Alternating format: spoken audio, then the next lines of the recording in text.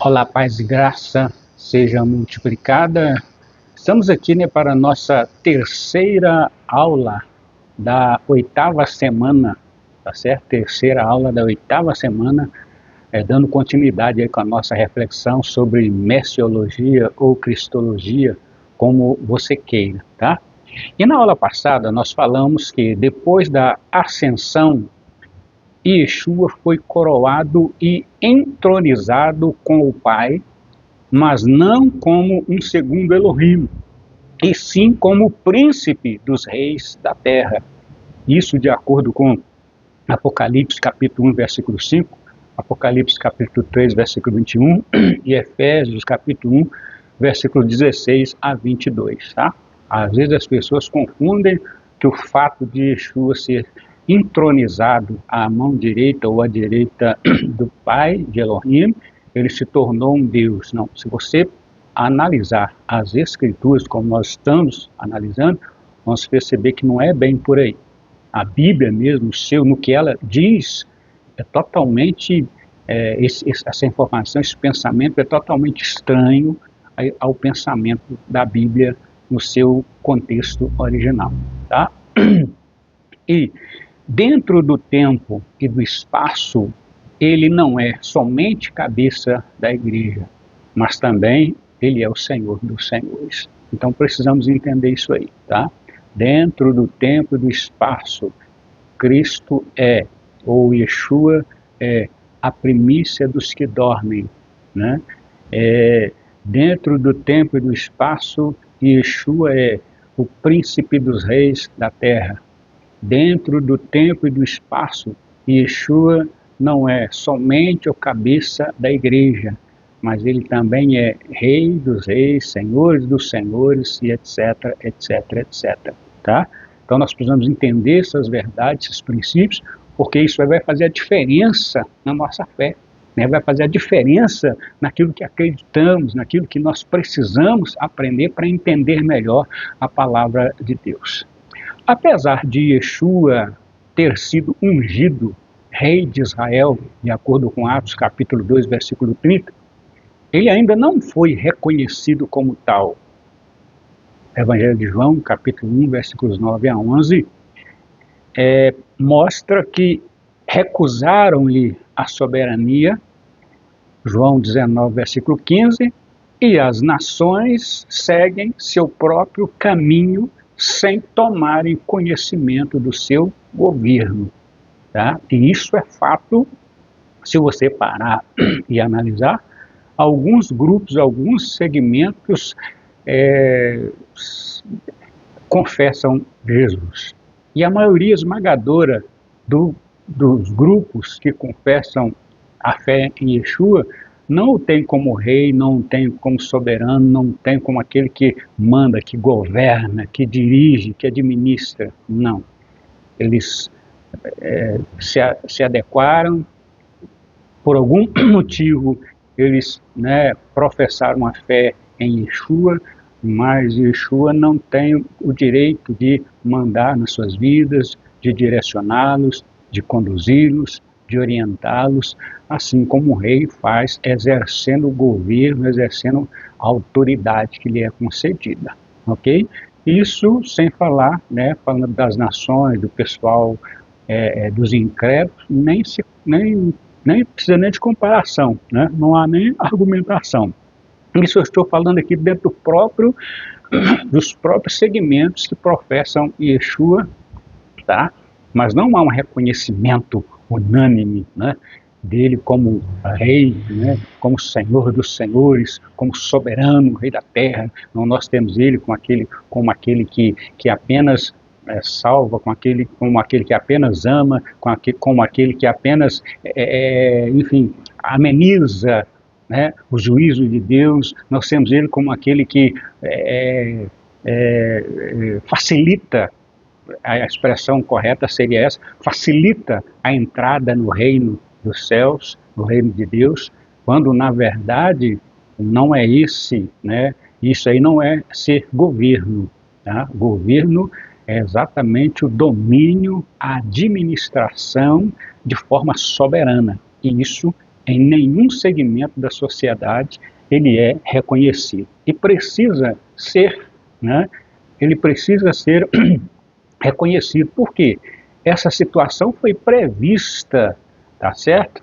Prevista e predita pelo próprio Machia, né? Inclusive, na parábola das minas.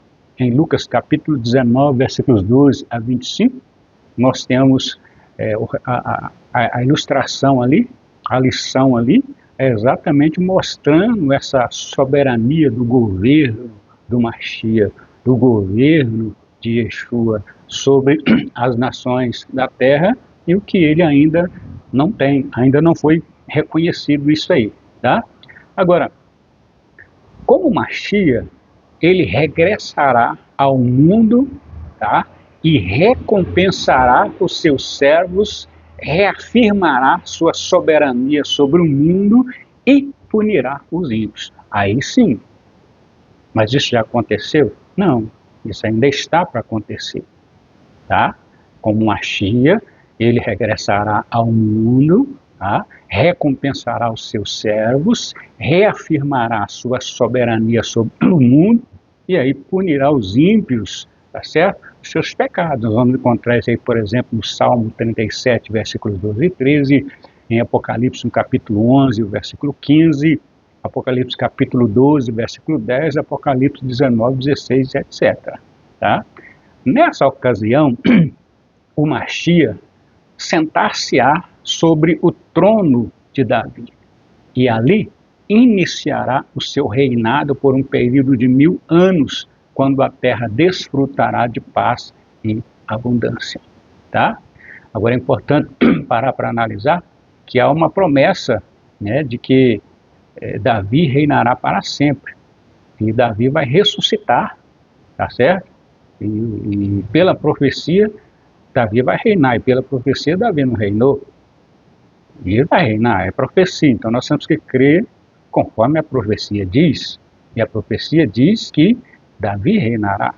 Então, pelo que a profecia diz, Davi irá ressuscitar, né? E assumirá o governo de Israel, literalmente, tá? E Yeshua estará governando sobre as nações no mundo inteiro, né, na continuação e da sequência que nós vamos estar tratando esse assunto em escatologia, tá certo?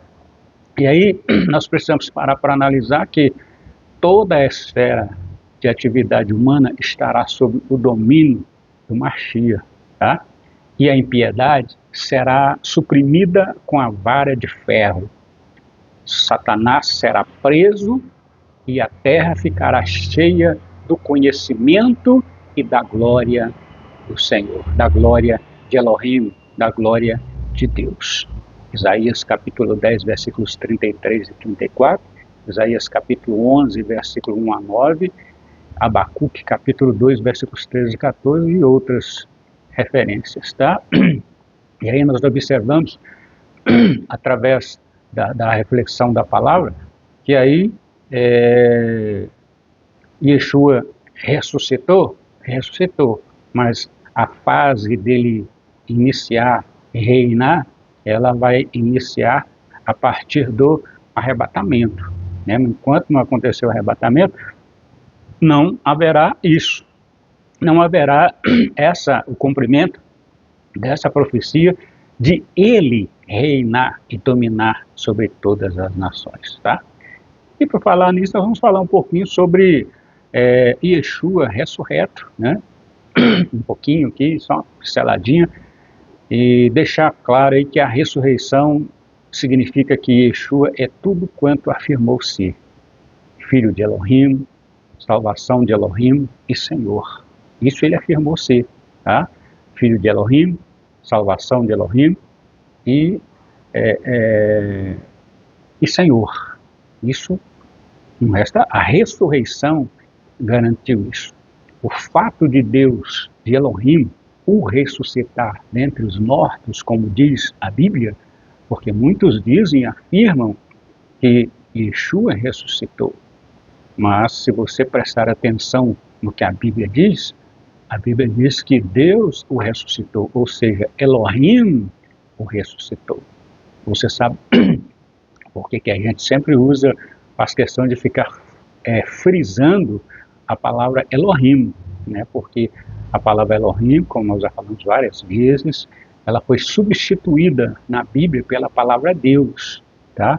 E o contexto da palavra Deus, é uma declinação, ela está baseada dentro do contexto dos deuses da mitologia grega que passou a ser deuses também do Império Romano, tá? Então a palavra Deus, ela é uma derivação de Zeus, que era o rei, né, de acordo com a mitologia grega, era o rei dos deuses, o rei dos céus, etc, etc. E então pegaram essa palavra na tradução e substituíram a palavra Elohim pela palavra Deus. Por isso a gente sempre vai fazer essa questão de enfatizar Elohim para ficar bem esclarecido, tá? Bem demonstrado. Evidentemente que quando se invoca a Deus, mesmo você sabendo ou não, você está invocando espiritualmente algo que não é o que a Bíblia diz ser. Tá? Por quê? Porque Deus, o contexto de Deus está baseado, está relacionado dentro do mundo, do espírito da mitologia. Tá? E dentro do espírito da mitologia grega, então não está o espírito do Deus eterno, o espírito do Deus vivo, o espírito de Elohim. Precisamos que esses princípios fiquem bem esclarecidos para a gente, tá bom? É importante separar para analisar que Romanos, por exemplo, capítulo 1, versículos 1 a 6, deixa claro essa questão, né, de Yeshua, ele ser filho de Elohim, salvação de Elohim e Senhor. Na verdade, a ressurreição significa que a morte expiatória de Yeshua foi uma divina realidade que o ser humano pode encontrar o perdão dos seus pecados e assim ter paz com Elohim, tá? De acordo com Romanos capítulo 4, versículo 25, e também, se eu não me foge a memória aqui, capítulo 5, versículo 1, né? Justificados, pois, pela fé, que vem pela palavra, temos paz com Deus por meio de Yeshua HaMashiach, tá certo? A ressurreição também significa que temos um sumo sacerdote que transcendeu os céus, tá? E que se compadece de nós. Outra observação que é importante você parar para analisar, a Bíblia fala de céus e céu. Céu no singular, tá? Se refere ao local onde Deus se concentra, onde Elohim se concentra, é único. Agora, quando a Bíblia fala de céus, ela está falando daquilo que o apóstolo Paulo chama de regiões celestiais, ok? Então, céus se refere às regiões celestiais. Céus, que você sempre vai ver no plural, Paulo chama esse local, essas regiões, tá? Esses céus, ele chama como regiões celestiais, tá? Então isso é importante observar esses princípios aí, para você já ir se situando, se contextualizando, o seu pensamento, o seu raciocínio, né, já ir criando uma forma mais coerente, mais consistente com o que a Bíblia de fato e de direito diz, tá bom? Essa questão aí de nós termos um sumo sacerdote que transcendeu os céus e que se compadece de nós, por exemplo, nós temos em Hebreus capítulo 4, versículos 14 e 15, referência sobre isso aí, tá? E Yeshua, que morreu por nós, agora vive por nós. O Yeshua, que morreu por nós, agora vive por nós. Romanos capítulo 8, versículo 34, e Hebreus capítulo 7, versículo 25, ok? A ressurreição de Yeshua não somente constitui a prova de sua imortalidade, mas também, tá, após o arrebatamento, a certeza da nossa imortalidade pessoal. Por isso, a Bíblia o chama de primícia dos que dormem. Né? Por que que ele é primícia dos que dormem? Porque ele foi o primeiro a ressuscitar, né, dentre os que morreram, que ressuscitaram imortal. Ele é o primeiro. Ninguém mais ressuscitou imortal. Todos os registros de ressurreição, né, que a Bíblia entra em detalhes, voltaram a morrer de novo. Tá certo? Certamente. Mas Yeshua não. Yeshua recebeu na ressurreição a imortalidade. Então ele é a primícia dos que dormem, tá? E ressuscitou por quê? Porque ele é o primeiro que recebeu a imortalidade. E nós, no arrebatamento, também, a partir do arrebatamento, receberemos essa imortalidade pessoal, ok? Portanto, parar para analisar, e a Bíblia diz que o único inimigo a ser vencido é a morte, né? O último. E você vai perceber lá no Apocalipse, né, que é lançado no lago de fogo a besta, o falso profeta, aí depois vem Satanás com seus anjos, seus demônios, enfim, tudo é lançado lá. E aí é que a morte vai ser vencida. É a partir daí que a morte não terá mais vez, não terá mais lugar, tá? Porque a partir daí não haverá, diz o Apocalipse, que não haverá mais morte, não haverá mais choro, não haverá mais pranto. Por que não haverá mais morte? Porque é exatamente nesse período que a morte vai ser vencida, depois que a besta, o falso profeta, o anticristo, o próprio Satã, com seus anjos, forem lançados, como diz a Bíblia lá, para sofrerem eternamente, pagando por aquilo que fizeram, aí sim, a morte vai ser vencida. Tá? Até então, a morte vai continuar, tá? Vai perceber que até dentro do milênio, a Bíblia deixa transparecer a presença da morte, a possibilidade da morte. Evidentemente, numa idade mais prolongada, né? 500 anos, 500 anos, 200 anos, enfim, de acordo com o que a Bíblia diz, uma idade mais prolongada. A Bíblia fala lá, inclusive, que criança morrerá de 500 anos. É uma expressão bíblica, não, né, que seja literalmente, mas uma expressão bíblica para mostrar a longevidade da vida que haverá no período do milênio, tá certo? Porque dentro do milênio e até chegar ao estado eterno de todas as coisas do juízo final, haverá pessoas vivas na Terra, tá? E que necessita de esse acompanhamento, né? Inclusive a própria Bíblia, ela fala lá, aquele que tiver sede eu darei, né, da fonte da água da vida, etc, etc. Está falando vai dar para quem? Está falando lá no juízo final, vai dar para quem? Para quem está lá na Terra. Existem seres humanos ainda na Terra, ok? Porém, como nós paramos para analisar, no arrebatamento nós teremos a certeza da nossa imortalidade pessoal. 1 Tessalonicenses capítulo 4, versículo 14, 2 Coríntios capítulo 4, versículo 14 e João capítulo 14, versículo 19. Tá? Significa também que há certeza de juízo futuro. A ressurreição de Yeshua significa também que há juízo futuro. Em Atos dos Apóstolos, por exemplo, no capítulo 17, o versículo 31, o apóstolo Paulo fala sobre esse período do juízo futuro, né? Ele diz assim, ó, e Elohim tem determinado um dia em que, com justiça, há de julgar o mundo por meio do varão que destinou, e disso deu certeza a todos, ressuscitando dos mortos.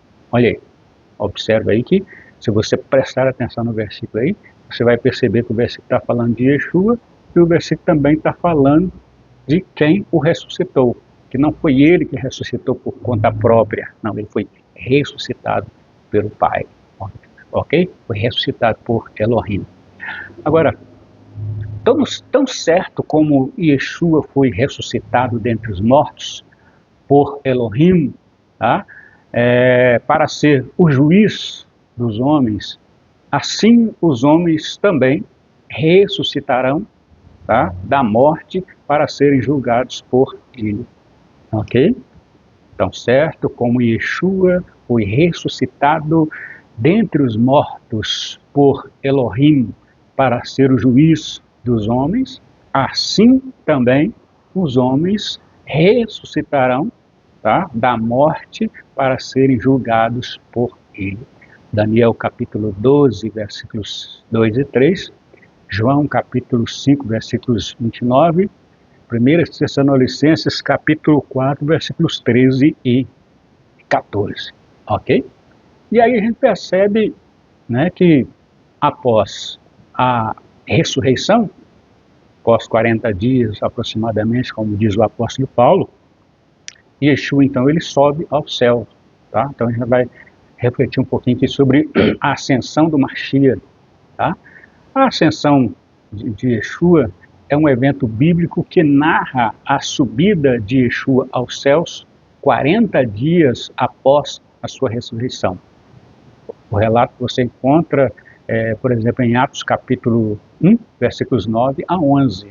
Você encontra lá o relato de quando Yeshua está subindo, né, e que a multidão que está lá o vê subindo até ele ocultar os seus olhos, e aí chega anjos e conversam com eles lá, tal, etc, etc. Você já conhece a história, tá?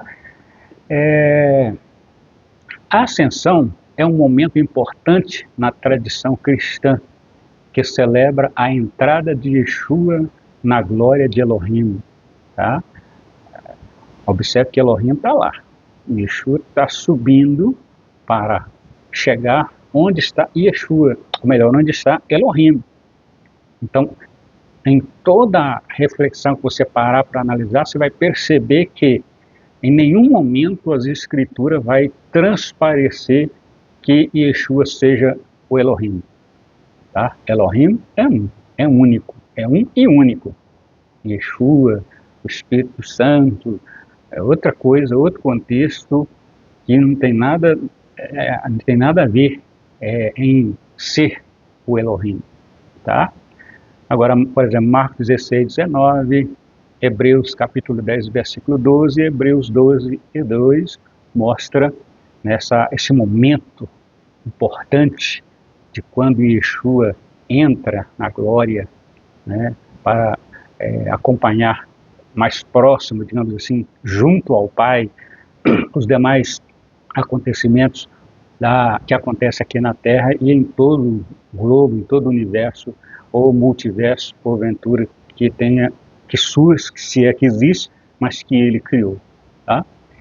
Então a pergunta é, qual o significado desse fato histórico? E aí, nós podemos analisar também quais as doutrinas que nele se baseiam. Quais seus valores práticos? Bom, para começar, precisamos analisar que Yeshua deixou o mundo porque havia chegado o tempo de subir para Elohim, e sua volta será uma descida onde todo olho o verá.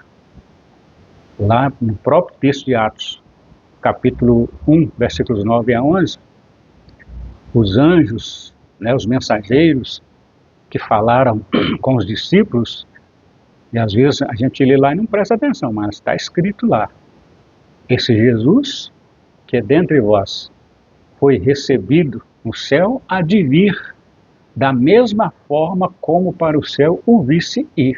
Ora, se Yeshua vem da mesma forma que eles viram ele subir, então significa que ele virá de forma visível, sim ou não? Apocalipse capítulo 1, versículos 7 e 8 também deixa claro, todo olho verá, até mesmo aqueles que o transpassaram o verão. Então, a vinda de Yeshua, ela é visível. Se você parar para analisar, evidentemente que nós não estamos dentro de escatologia ainda, mas você já pode ir se situando, arrumarem um arrebatamento secreto. Só que esse arrebatamento secreto não está na Bíblia. Não existe esse arrebatamento secreto na Bíblia. Tá? Arrumar aí para a gente um arrebatamento, um abrir e fechar de olho, um piscar de olho. Não existe esse arrebatamento, um abrir e fechar de olho, Não existe esse arrebatamento secreto, tá? Na Bíblia, não. Agora, argumentações, versículos isolados do seu contexto, versículos mal lidos, mal interpretados, aí existe um monte que é o que nós já falamos, que às vezes as pessoas, o maior erro nosso é usar a Bíblia para defender o nosso ponto de vista, ao invés de estudar a Bíblia para obedecer o que ela diz que deve ser feito, tá certo? Então é importante nós parar para analisar que nessa posição, Yeshua é a cabeça de todo varão, 1 Coríntios capítulo 11, versículo 3, tá? Nessa posição, Yeshua é o cabeça de todo principado e potestade, Colossenses capítulo 2, versículo 10. Tanto as autoridades do mundo invisível como as do mundo visível, do mundo dos homens, estão sob seu domínio. Tá? Isso é fato. Isso é bíblico, é fato. Não tem como escapar disso aí. Por exemplo, 1 Pedro capítulo 3, versículo 22, Romanos capítulo 14, versículo 9, Filipenses capítulo 2, versículos 10 e 11. Tá? Elohim sujeitou todas as coisas aos pés de Yeshua e sobre todas as coisas o constituiu como cabeça da igreja. Então Yeshua sujeitou todas as coisas debaixo dos pés de Yeshua e sobre todas as coisas constituiu Yeshua como cabeça da igreja. 1 Coríntios capítulo 15, versículos 27 e 28, Efésios capítulo 1, versículos 22 e 23, Hebreus capítulo 2, versículos 7 e 8. Tá? Em virtude de Yeshua ter morrido por nossos pecados, ele é o mediador homem entre Elohim e nós. 1 Timóteo capítulo 2, versículo 5, o apóstolo Paulo deixa lá claro, né? Mediador, Cristo, né? É um mediador entre Deus e os homens. Jesus Cristo, homem, está lá, só não vê quem não quer. Jesus Cristo, homem. Ele não diz Jesus Cristo Elohim, ele não diz Jesus Cristo Deus, não, ele diz Jesus Cristo homem. Tá? Um dos ofícios semelhantes ao de um mediador é o de advogado, que no grego, paráclito. E João capítulo 14, versículos 16 a 18, 1 João 2 e 1, mostra claramente Yeshua como esse advogado, Yeshua como esse espírito, como esse paráclito, advocácio, né, de defensor, de defender. Ele, inclusive, está hoje assentado, segundo a expressão bíblica, à direita de Elohim, para interceder por nós. Hoje ele está exercendo a função de advogado, a função, né, de defensor, de defesa em nosso favor. Tá? E é importante parar para analisar que a ascensão de Yeshua é um fato confiável e que deve ser, tá, percebido em sua dimensão escatológica, a quem brevemente esperamos ver. Isso deve ser um incentivo à santidade, a termos uma vida santa, de comprometimento, de aliançamento, uma vida totalmente voltada a Elohim, o nosso Criador. Tá certo? Filipenses capítulo 3, versículo 20, Colossenses capítulo 3, versículos 1 a 14 e várias outras referências vai mostrar isso aí, tá bom? E Yeshua voltará e ele virá para arrebatar o seu povo, tá certo? E o ensino do arrebatamento foi revelado mais precisamente a Paulo, que instruiu a igreja a esse respeito, 1 Tessalonicenses capítulo 4, versículos 13 a 17, tá? E, segundo o próprio apóstolo Paulo, o arrebatamento ocorrerá na última trombeta, 1 Coríntios capítulo 15, versículos 51 e 52, que a última trombeta certamente será a sétima trombeta do Apocalipse, que está registrado em Apocalipse capítulo 10, versículo 7 e 11, 15, capítulo 11, versículo 15, tá? Ao longo dos evangelhos, Yeshua fala de seu retorno para estabelecer o seu trono e o seu reino milenar. Apocalipse capítulo 19, versículos 11 a 21. A volta de Yeshua é denominada a bendita esperança, ou bendita e boa esperança, 1 Tessalonicenses, capítulo 2, versículo 16, e Tito 2, versículo 13, tá? Ele virá justamente quando menos se espera. Lucas capítulo 12, versículo 40. E precisamos continuar olhando para cima. Lucas 21, 28. Em busca do prêmio da soberana vocação em Yeshua. Mateus 24, capítulo 42 a 47. Atos 1, 9 a 11. Colossenses 3, 1 e 2. E Filipenses 3, 14. Ok?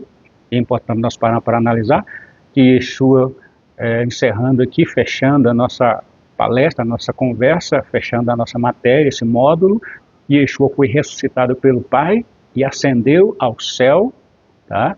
E essa é uma verdade testemunhada pelos apóstolos e registrada nas Escrituras. Atos capítulo 2, versículo 24, Atos 3, 15, Atos 13, 30 e Romanos 10, 9. Diante dessa realidade, devemos viver na expectativa da sua volta, sendo essa a bendita esperança do povo de Deus, tá?